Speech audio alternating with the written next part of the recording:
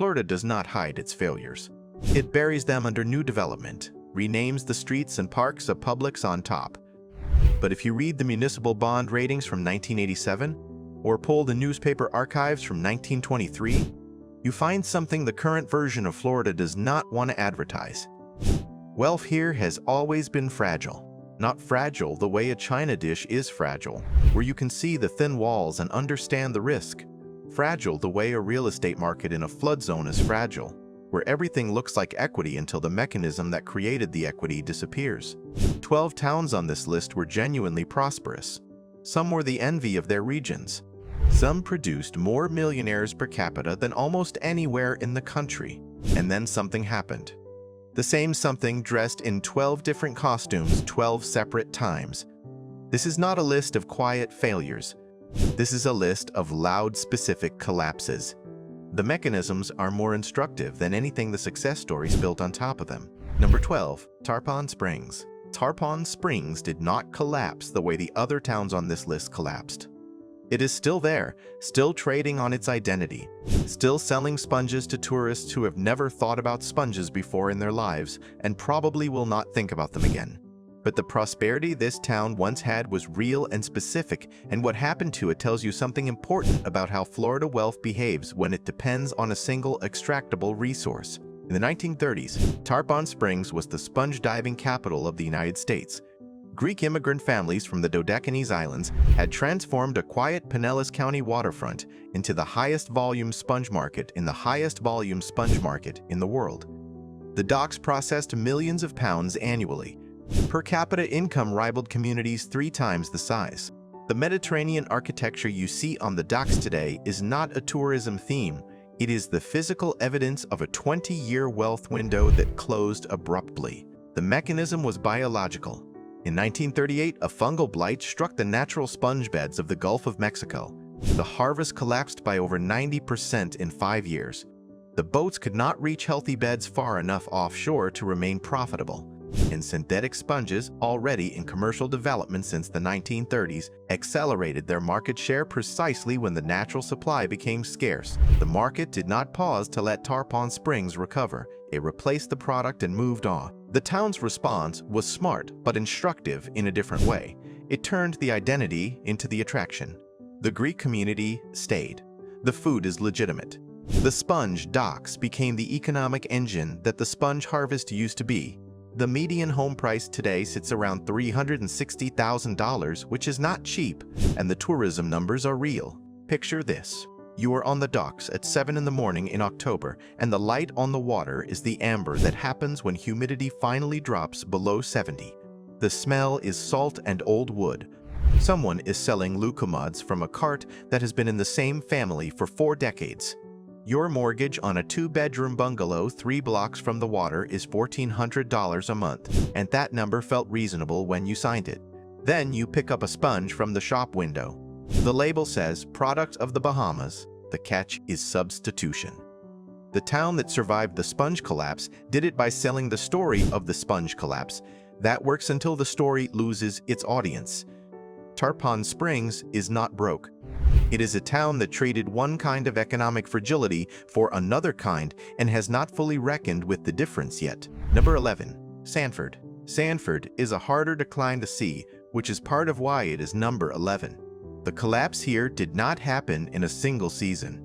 It happened across 4 decades of incremental adjustments that each made sense individually and added up to something irreversible. In the 1910s and 1920s, Sanford called itself the celery capital of the world, and the claim was not marketing. The mucklands south of Lake Monroe were producing celery in volumes that supplied grocery markets across the eastern seaboard. The St. Johns River connected Sanford to Jacksonville and the coast. The railroad connections made it a legitimate agricultural distribution hub. The downtown brick facades on First Street are not an affectation. They are the record of a period when this city had money and spent it on infrastructure that was meant to last. Then refrigerated rail transport expanded the competitive geography of vegetable farming. California and Texas growers could now reach eastern markets that Sanford had largely owned. The muck soil required increasingly expensive inputs to maintain productivity. Labor costs rose.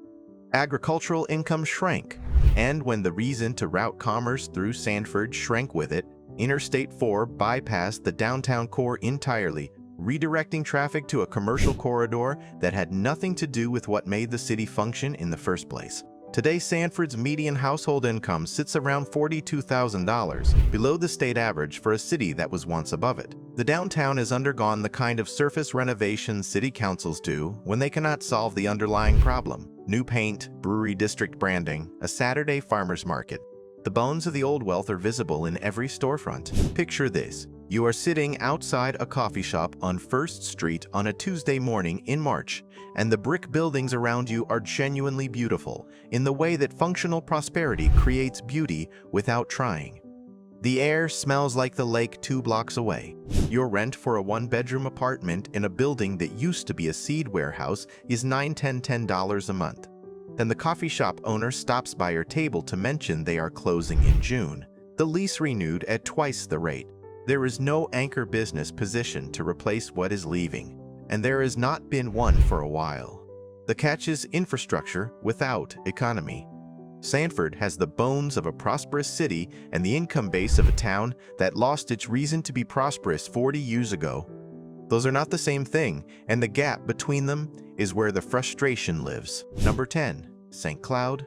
Where Sanford lost its economy to geography, St. Cloud lost its economy to demographics. The mechanism is quieter, and the result is just as complete. St. Cloud was founded in 1909 as a planned community for Union veterans of the Civil War, and for roughly 2 decades it functioned as exactly what it was designed to be. A place where a specific group of people with pensions, social bonds, and the collective sense of purpose could build something coherent. The Grand Army of the Republic ran the land company. Veterans received lots at reduced prices. The downtown was organized around people who knew each other, had fought alongside each other, and had a shared reason to stay. The problem with building a town around a demographic is that the demographic ages. The veterans who founded St. Cloud were elderly at founding. The population that replaced them had no particular connection to the original civic structure. By the 1930s, the GAR influence had dissolved. The pension economy that supported the founding generation had transferred out, and St. Cloud was a small Osceola County town with a pretty lakefront and no particular reason for commerce to concentrate there. What followed was a long absorption. Orlando's growth reached south. Kissimmee expanded. St. Cloud became a bedroom community for people who could not afford Kissimmee, which is a sentence that tells you a great deal about where it landed in the regional hierarchy. The median home price today is around $310,000, elevated by the same Central Florida pressure that affects every community within an hour of the theme parks. The civic identity that made St. Cloud coherent is museum material now. Picture this. You are at the lakefront park on a Sunday afternoon in April, and the water of East Lake Tehopakalaga is genuinely impressive. Wide and silver, and surrounded by undeveloped hammock in a way that almost nothing in Osceola County still looks like. Your mortgage on a 3-bedroom house 2 miles from the water is $1,640 a month. There is a veterans monument near the bandshell. There are 4 vacation rental properties within 100 yards of where you are standing, and 2 of them were single-family homes 6 years ago. The catch is legacy without continuity. St. Cloud had a founding purpose and lost it completely. What grew in its place has no particular relationship to what was there before.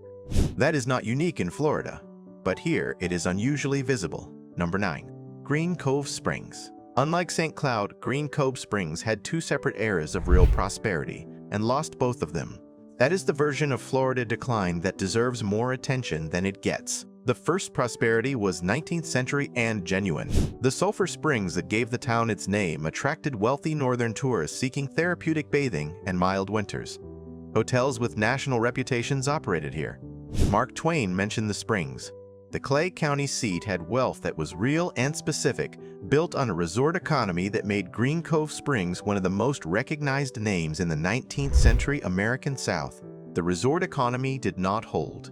Flagler's Railroad pushed south to St. Augustine and Palm Beach, taking the fashionable tourist traffic with it. By the early 20th century, Green Cove Springs had been eclipsed by destinations that were warmer, more accessible, and better capitalized. The hotels closed. The springs remained unvisited at the scale they once were. The second prosperity came with World War II. The Navy established Naval Air Station Green Cove Springs on the St. Johns River, and for 20 years the military payroll sustained the town at a level the resort economy had never quite delivered. Then the base closed in 1961. The mothball fleet on the river was gradually disposed of. The military families left, and Green Cove Springs returned to being a small county seat with a pretty waterfront and a population that has been roughly the same size for 60 years. The median household income today is around $47,000. The Sulphur Springs still flows. There is a small county-operated pool facility where the Grain Resort hotels once stood. A dollar store operates near the footprint of one of them. Picture this. You are walking along the riverfront on a February morning, and the St. John's is wide and quiet, and the air has the faint mineral smell that comes off Sulphur Springs on cold days. Your rent for a 2-bedroom in a converted historic building is $980, the best number you have found within 40 miles of Jacksonville. A plaque on the seawall describes the resort era in detail. The plaque is newer than any building it describes. The catch is 2 cycles of collapse with no third act in development. The town is not without charm. The catch is that charm stopped being a business model here 100 years ago, and nothing has replaced it since. Number 8. Punta Gorda. Punta Gorda had the particular misfortune of being prosperous twice and losing it twice before a third event arrived that the town had not asked for and could not fully control. That pattern is either bad luck or an instruction, depending on how carefully you read the mechanism each time. The first prosperity was the late 19th century phosphate and fishing economy that made Charlotte Harbor one of the most active commercial waterways in southwest Florida. The railroad came in 1886. The tarpon fishing reputation attracted wealthy sportsmen from across the country. The town was the Charlotte County seat, and it performed like one, with civic infrastructure built to match the commercial ambition. The first collapse was the freeze of 1895 combined with the slow exhaustion of phosphate deposits and the railroad shifting primary attention further south toward Miami. By 1920, the original prosperity was a memory and a building inventory. The second prosperity was the 1920s real estate boom, which arrived in Punta Gorda with the same irrational optimism it delivered to Miami, Tampa, and Sarasota. Land prices rose beyond any relationship to productive value. Development was platted on areas that had no history of successful habitation. Then, the 1926 hurricane hit South Florida. The national financial panic that preceded the Great Depression followed. The real estate market vaporized in 18 months. Then, Hurricane Charlie made direct landfall on Punta Gorda in August 2004 with sustained winds of 150 miles per hour and destroyed a substantial portion of the city's housing stock. The recovery was real but uneven. The insurance settlement landscape created a visible class division between residents who could afford to rebuild and those who could not. Picture this. You are on the Peace River at dusk in November, and the water is the green-gray that means something healthy is happening below the surface. Dolphins are visible near the seawall. Your mortgage on a rebuilt 3-bedroom near the harbor is $1,800 a month. The house directly behind you is a concrete slab with no structure on it. It has been a slab since August 2004. The neighbor says the owner took the FEMA payment and left, and no one has seen them since. The catch is resilience that is unevenly distributed. Punta Gorda rebuilt. Not everyone in Punta Gorda rebuilt. The distance between those two sentences is where the real story lives. Number 7. Paho Key. Paho Key is the entry where the collapse was not accidental. It was the direct, foreseeable consequence of a decision made by an industry that no longer needed the town and did not consult it before leaving. Paho Key sits on the western shore of Lake Okeechobee, and for most of the 20th century it was one of the most economically productive agricultural communities in Florida. The muck soil around the lake produced sugarcane in volumes that supported an entire regional economy. Paho Key called itself the gateway to the Glades, and the gateway was genuinely profitable. The prosperity was built on labor. The sugarcane harvest required tens of thousands of workers per season, and Paho Key served as a primary residential and service center for that workforce. Businesses, churches, schools, and civic institutions organized around the agricultural calendar. The economy was not diverse. It did not need to be. When the harvest was good, Paho Key was good.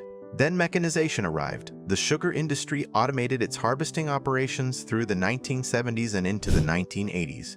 The labor that Pahuki's economy was built around was replaced by machinery that did not need housing, groceries, churches, or schools. The workforce that remained was a fraction of what had operated the harvest by hand. The businesses that served the workforce contracted with the workforce. What remained was a town of approximately 5,000 people with a median household income below $30,000 a year and a poverty rate above 40%. The lake is still there. The muck soil still produces sugarcane. The sugarcane now mostly harvests itself. Picture this. You are driving down Lakeshore Drive in early morning in January, and the lake is enormous and the air smells like soil doing exactly what it was made to do. The median home price in Pahuki is around $132,000. You can buy a house here for less than most people pay for a car. The elementary school across the street has received a D rating from the state for 4 consecutive years. The catch is mechanization with no replacement plan. The economy that built Pahuki was deliberate. The withdrawal of that economy was also deliberate. What was not deliberate was anything to come next. Number 6. Apalachicola. Apalachicola once supplied 90% of Florida's oysters and nearly 10% of the entire country's supply. That is not marketing language. That is the documented statistic from the early 20th century when Apalachicola Bay produced more oysters per acre than almost any body of water in the world. The bay was the economy. The economy was the bay. That equation worked for generations. Then the water changed. The Apalachicola-Chattahoochee-Flint River Basin drains across Georgia and Alabama before it reaches the Florida Panhandle. As Georgia municipalities and agricultural users drew increasing volumes of fresh water from the system through the late 20th century, the salinity and flow characteristics of Apalachicola Bay shifted incrementally and then critically. Oyster larvae require specific conditions. When those conditions changed, the population collapsed. By 2013, the commercial oyster harvest had fallen more than 90% from its peak. The state closed the commercial oyster fishery entirely in 2020. What remained was a Victorian waterfront community with genuine architectural charm, an active arts presence, and a tourism economy that could not replicate the income the oysters had generated. The oystermen, who had worked the bay for generations, families with 2 and 3 generations of harvesting knowledge, had no market for that knowledge anymore. That knowledge is not transferable. It belongs to a specific body of water, and that body of water stopped supporting it. The median home price in Apalachicola today is around $260,000, elevated by vacation rental demand that the working oystermen who built the town cannot access. Picture this.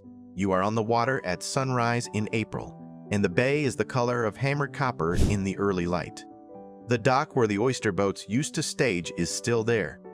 Part of it has been converted to a restaurant patio. The oysters on the menu are from Louisiana. Your 4-night vacation rental costs more than the monthly income of the last working oysterman who operated out of that dock. The catch is geographic injustice with a precise address. Apalachicola did not mismanage its resource.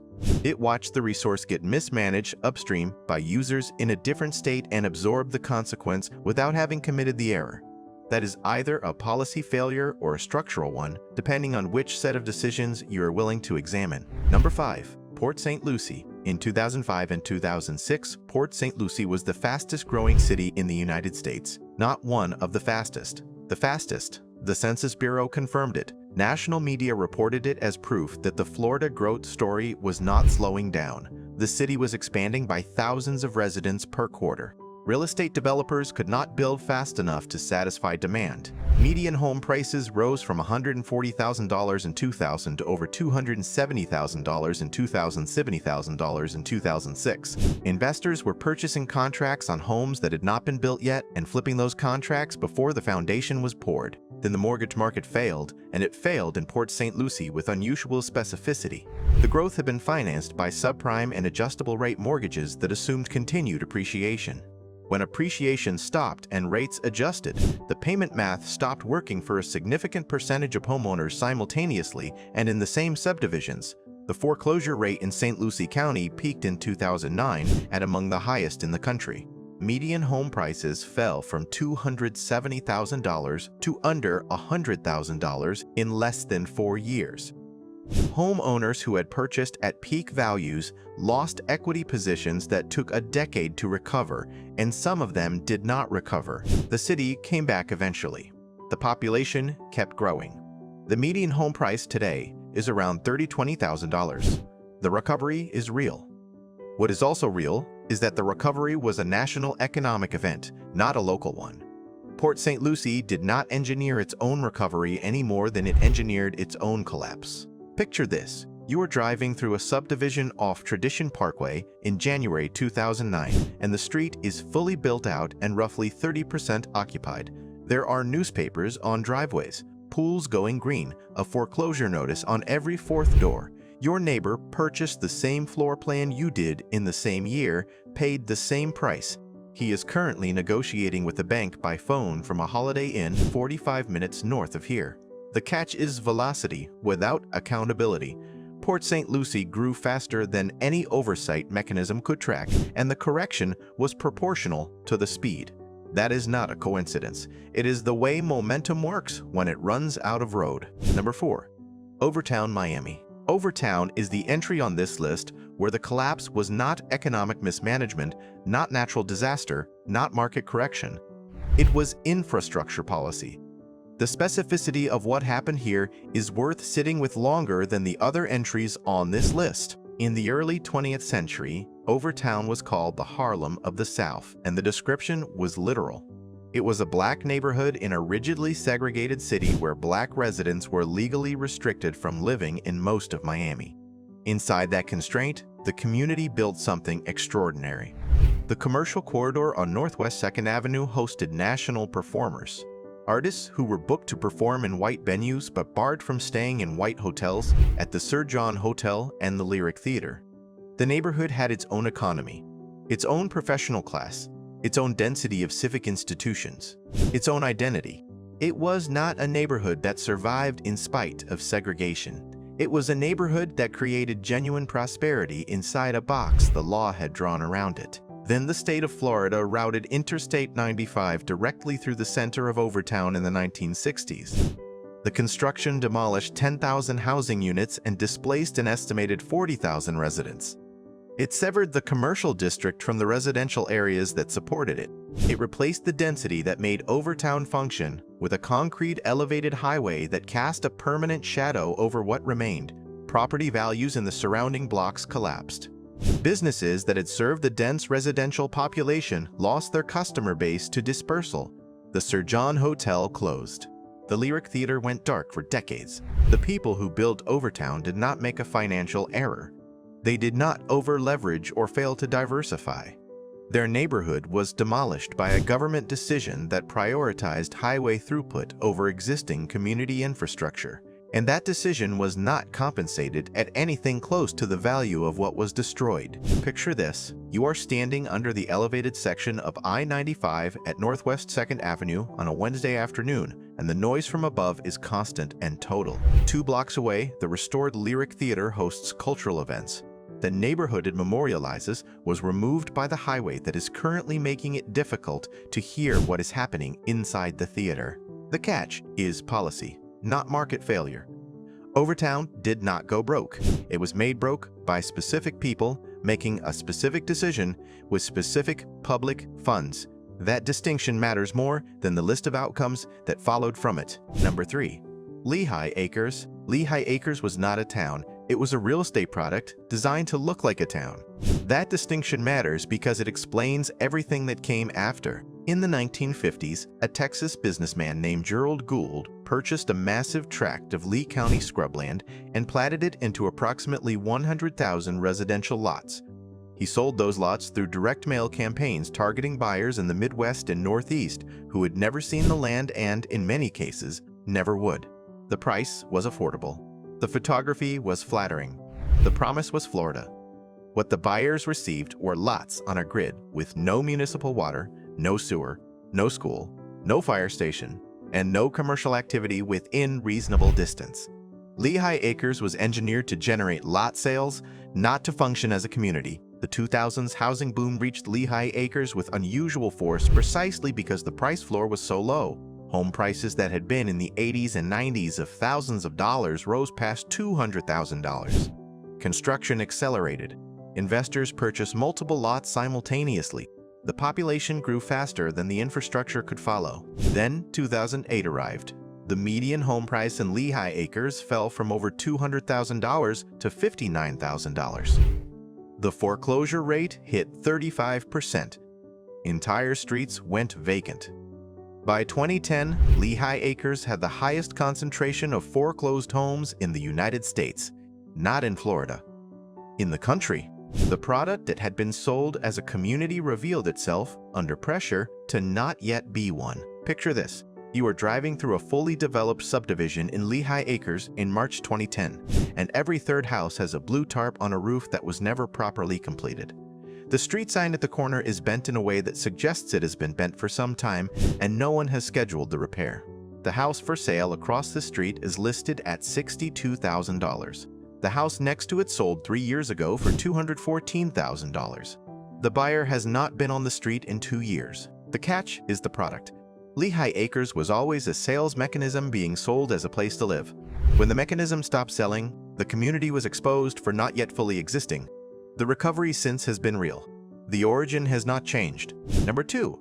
Opa-locka. Opa-locka was built as a fantasy, and the fantasy was specific and documented and not inexpensive.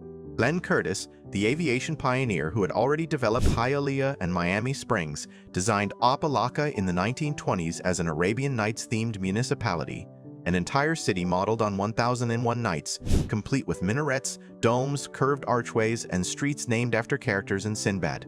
The City Hall, which still stands and is still the most architecturally unusual municipal building in Miami-Dade County, was completed in 1926. At its peak, the development included 12 distinct Moorish-themed buildings in a planned community intended to be among the most distinctive in the American South. Then, the hurricane of 1926 ended the Florida land boom. Curtis's plans were never completed.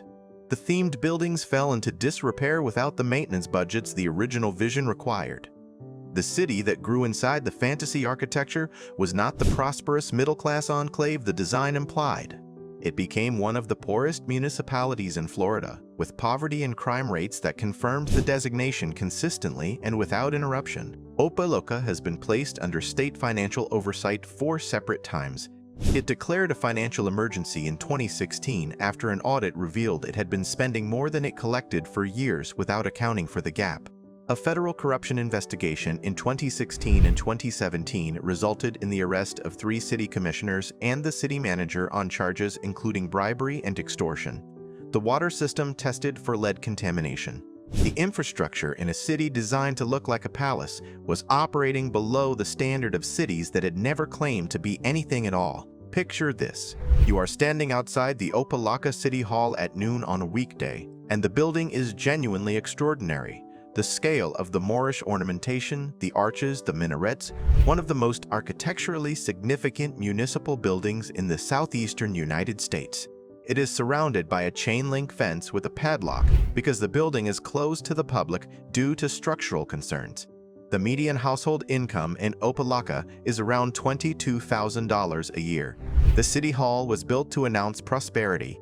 It has been making that announcement to a population without access to it for nearly 100 years. The catch is the gap between the building and the city inside it. That gap is not a metaphor. It is load-bearing. Number 1. Quincy. Quincy, Florida is the only place in this country where a small-town banker's advice made more people millionaires per capita than almost anywhere else in American history. And then the town became poor anyway. That sentence requires explanation, and the explanation is the most instructive version of the Florida collapse story this list has to offer. In the 1920s and 1930s, a Gadsden County banker named Pat Monroe began advising his depositors, farmers, shopkeepers, church members, neighbors, to purchase stock in the Coca-Cola Company. His reasoning was straightforward and correct. The company had a product with indefinite consumer demand and a syrup formula that represented a durable competitive moat. Monroe believed the shares would hold. Many of his depositors believed him. Many of them held those shares for decades, reinvesting dividends, watching splits accumulate. Quincy, Florida, became a town of Coca-Cola millionaires. Ordinary people who had listened to a specific banker in a specific small town and happened to be correct in the most durable way imaginable. The tobacco economy that ran parallel to the Coca-Cola wealth was also real and also significant. Gadsden County was once the largest shade tobacco-growing county in the entire country. The combination of agricultural productivity and accumulated stock wealth made Quincy genuinely prosperous in a way that most small Florida towns never approached. The downtown architecture reflects it. The old bank building where Monroe worked reflects it. The civic infrastructure that was built during that period reflects it. Then tobacco mechanized and the market for shade-grown tobacco contracted. Then the generation of original Coca-Cola shareholders aged out and the wealth dispersed, transferred to heirs who had moved away, liquidated for estate purposes, or simply not replicated in the next generation because the advice that had created the position was historical rather than structural. The economic logic that had supported Quincy's prosperity was not a local industry that could be tended and maintained. It was a historical accident involving a single stock recommendation and a specific agricultural commodity, and both of them had natural lifespans. The median household income in Quincy today is around $28,000 per year. The poverty rate is above 30%. Gadsden County is consistently ranked among the poorest counties in Florida by multiple economic measures. The old downtown still has the architectural footprint of a prosperous town. The buildings that Coca-Cola money built are standing. Some of them are occupied, several are not. Picture this. You are on Jefferson Street in Quincy on a Thursday morning in February, and the light through the live oaks is the filtered gold that happens in North Florida in winter and nowhere else on this continent. The old bank building on the corner. The actual bank where Pat Monroe worked, where the advice was given, where the most improbable chapter of small-town American finance was written, is still there. It is not a bank anymore. The median home price on this street is around $112,000. You could buy 3 of these houses for the cost of a 1-bedroom condominium in Miami. The Coca-Cola shares that built this street are worth a great deal more than that. They are just not in Quincy anymore. They have not been in Quincy for a long time. The catch is that wealth which arrives by accident does not leave a system behind when it goes. Quincy had money. It did not have the mechanism that produces money. And when the accident that had generated the money ran its course, when the shareholders aged out and the tobacco market mechanized, there was nothing underneath the prosperity to hold the town at the level it had briefly occupied. The buildings are the record of a window that opened once for specific reasons and closed without replacement. Here is what these 12 towns have in common, and it is not the shape of the collapse. It is the structure underneath. In each case, the prosperity was dependent on a single mechanism. A biological resource, a military payroll, a founding demographic with federal pensions, a commodity price, an accumulated stock position, a real estate market running on velocity, a water supply controlled by users in another state. When that mechanism changed, the prosperity did not find a second footing. It simply left. Florida does not pause to process these departures. It builds something new on top and moves forward, which is either resilience or avoidance, depending on whether the people who lost are still there to describe what they lost. The question worth asking, when you look at a prosperous Florida town today, is not whether the mechanism is real. Most of the mechanisms are real. The question is whether there is more than one of them. If there is only one, you are not looking at a community, you are looking at a position. And positions in Florida have always had expiration dates. The only thing that varies is how long it takes to reach them.